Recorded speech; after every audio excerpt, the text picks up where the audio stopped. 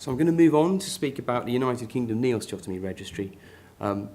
We use the abbreviation UKKOR with the tagline, Improving Patient Outcomes in Knee Osteotomy. And really this is an initiative which we set up in order to gather data for osteotomies in the future. It was an idea suggested by Neil Thomas many years ago, but at a practical level this project has been gaining momentum for the last 2 years.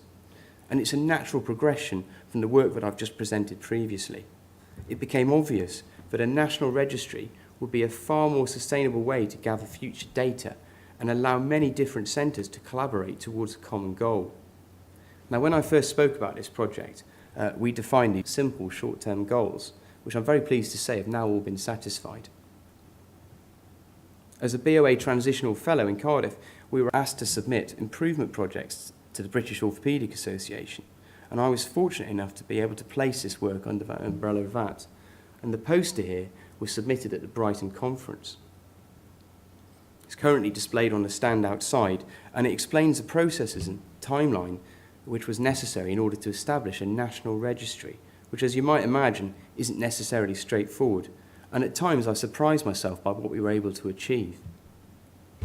I think a key factor for me in this process has been the support of the steering committee, comprised of the faculty members of the osteotomy masterclasses. And this has been essential for strategic decision-making and credibility. The British Association of Knee Surgeons have been very supportive, accrediting our activities, as well as giving us a recurring grant. And the British Orthopaedic Association hold an account for our transactions and are offering practical support to all the fledgling registries through the newly formed Quality Outcomes Committee, where I hold a seat as registry lead. We're very grateful for our industry sponsors, and now we deliberately approach several different companies in order to reduce our bias towards any one particular allegiance. And this has provided us also with some financial stability.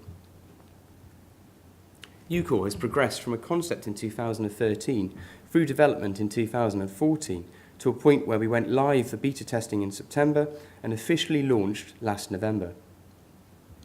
Since launching, we have 24 surgeons who are actively using the system, and at the last count, 418 patients. Now that's all happened in our first 6 months.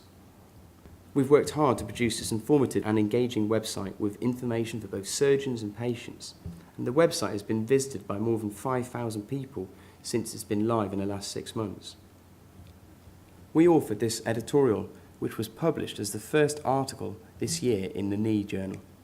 The aims of the registry were outlined, with our focus on driving quality improvement through patient outcomes. Our specific goals at the outset were to define patient selection criteria with greater clarity, to identify the devices and surgical techniques which give the best results, and to use stratified outcome data to influence the choice of intended alignment correction. So what do we need from this audience and our patients to make UKKOR a success? Well, we've done some market research, and we think that the majority of surgeons would be willing to engage with a national registry for osteotomies. This is the proposed schedule of forms, and for a surgeon, this is a radiographic assessment before and after the operation, and obviously there's a form for the osteotomy where they record details at that time. Now, I can't say for certain what's going to happen in the future, but we've proposed a schedule for the next 30 years so that we can gather data over a prolonged period of time in order to really find out whether this is a successful surgery in the future. Patients complete scores online, and when they do so, those scores are collated by the system so that the scores are generated, and these can be plotted graphically. This is one of our first patients, and you can see on the graph very clearly that they've improved in their function. So now that we're in a promotional phase, it's worth being mindful of what we hope to achieve.